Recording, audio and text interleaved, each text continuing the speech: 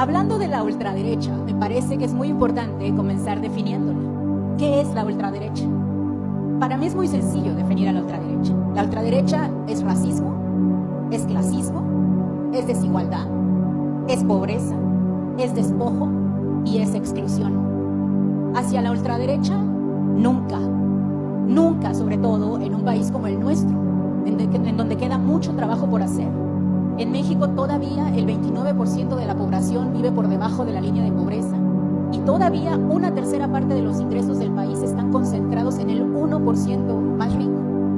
Queda mucho trabajo por hacer y a la ultraderecha nunca.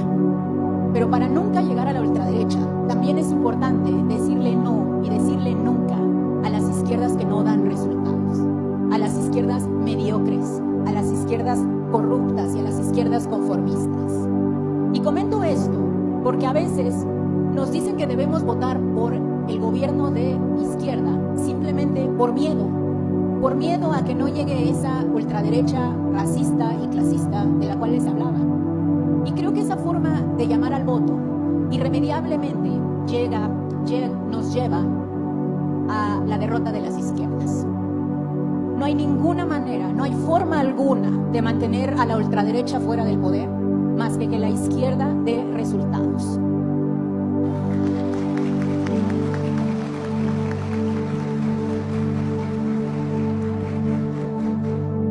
La izquierda que hoy tenemos en el poder en México está en el poder con el mandato democrático más grande que ha existido jamás en la historia de la democracia mexicana.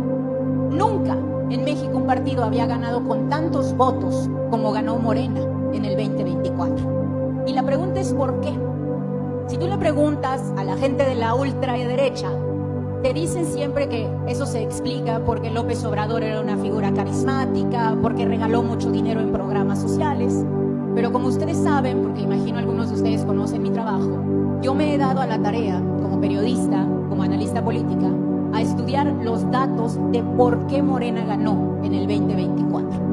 Y me hice una pregunta muy importante. Los invito a que conozcan el estudio que publiqué en un periódico que se llama El País. Y la pregunta era la siguiente: ¿quién votó por Morena en el 2024 que no haya votado por Morena en el 2018? Esa pregunta es muy importante porque a veces se asume que fueron los mismos y que eran los mismos que anteriormente y siempre habían votado por las izquierdas, por el Partido Popular Socialista, por el PT, por el PRD, en fin. Pero no, hubo gente que se convenció de votar por la izquierda a partir de lo que sucedió en México del 2018 al 2024. Y la pregunta es ¿quiénes fueron? Y les voy a permitir que me digan ustedes quiénes creen que fueron. La clase media, dice alguien por ahí. Algunos de las clases altas, dice una señora aquí en la primera fila. ¿Pero qué creen que los convenció? ¿Cuál fue las políticas o qué fue lo que pasó que creen que los convenció? ¿El trabajo, dicen por allá? ¿Los resultados? Es que hubo varios resultados, pero les voy a decir, normalmente la gente piensa que fueron los programas sociales. Pero ¿saben cuál es la variable más determinante de que alguien haya votado por Morena en el 2024 y no en el 2018? El alza salarial. Son personas que entendieron que cuando gobierna la izquierda, los salarios crecen, las clases medias se amplían y que lo vieron ellos mismos suceder en su bolsillo.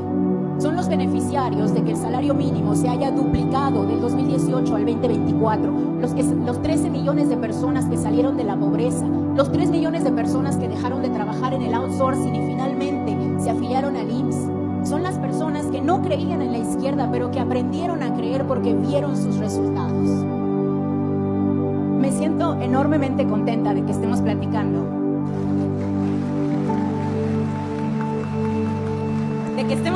De esto en el corazón de México, Tenochtitlán, en la plaza pública más importante de Latinoamérica, en el lugar que dio vida a mucha de la cultura mexicana que hoy damos por sentado. Y me siento feliz porque saben que hace 15 años hubiera sido imposible tener un evento como este. Hubiera sido imposible además decir que 13 millones de personas salieron de la pobreza, porque en los 10 años anteriores del 2008 al 2018, 3 millones de personas cayeron en pobreza. Es decir, lo que observamos en los últimos 6 años no solamente fue una reducción de la pobreza, fue regresar el modelo económico que en México, por su propia naturaleza, llevaba a la gente a la pobreza, es decir, aumentaba la pobreza. Fue completamente dar reversa. El gobierno en el poder debe continuar por ese camino si quiere que la ultraderecha no tenga un solo voto. La ultraderecha intentó organizarse en el 2024. Recordarán que había un partido incluso de Eduardo Verástegui que él pues llamaba a la patria, a la vida, a la libertad, en fin, abiertamente racista, clasista, misógino, sexista. No logró ni siquiera tener registro para su partido. ¿Por qué?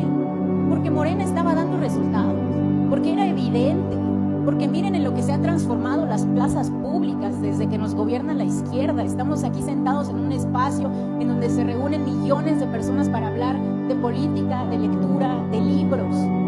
Es que eso no sucede ni siquiera en todas las ciudades de la Ciudad de México.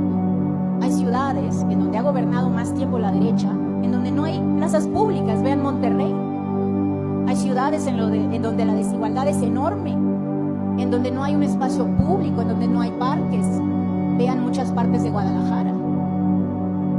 En fin, creo que para continuar por este camino, por un camino en donde la ultraderecha no tenga espacio, Morena debe, y el gobierno en el poder, debe hacer 3 cosas, 3 muy importantes cosas, y nos toca a nosotros demandárselas, porque no es tiempo de aplaudir, no es tiempo de alineaciones, es tiempo de que el partido en el poder siga dando resultados. Y para eso se requiere, primero, que el partido en el poder purgue a sus corruptos.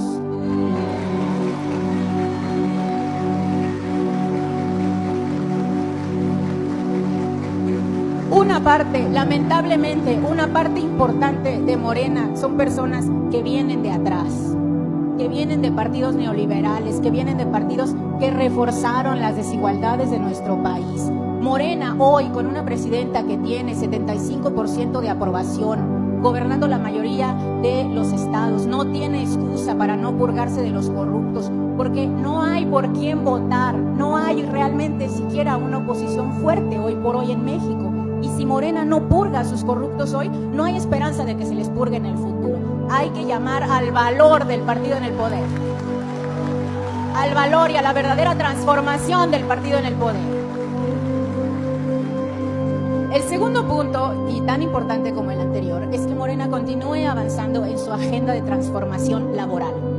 Falta mucho por hacer. A veces se nos dice que el salario mínimo ya no puede seguir subiendo, pero los datos muestran otra cosa. Hay un dato muy importante que yo he compartido en mi libro, que seguramente algunos de ustedes conocen, en No es Normal, por ahí veía algunos con el libro, que es cómo se divide la economía, digamos, los resultados de la economía, cómo se dividen entre trabajadores y empresarios. Normalmente en el mundo el 50% del valor de la economía se va a los empresarios y el 50% se va a los trabajadores. Pero en México, hoy por hoy, todavía el 65% se va a los empresarios y el restante se va a los trabajadores. Eso quiere decir que todavía, y a pesar de los importantes y transformadores incrementos en el salario mínimo, hay espacio suficiente para continuar aumentando los salarios, y además se tiene que reducir la jornada laboral de 48 a 40 horas. Y finalmente, y con esto termino porque ya no tenemos mucho tiempo, es tiempo también de pensar en una reforma fiscal. Nuestros ricos siguen concentrando mucho dinero y se necesita cobrarle impuestos a los millonarios. Así que arriba y adelante, vamos bien, pero se necesita mucho más, y que siga dando resultados verdaderamente transformadores el gobierno de la ciudad y del país. Gracias.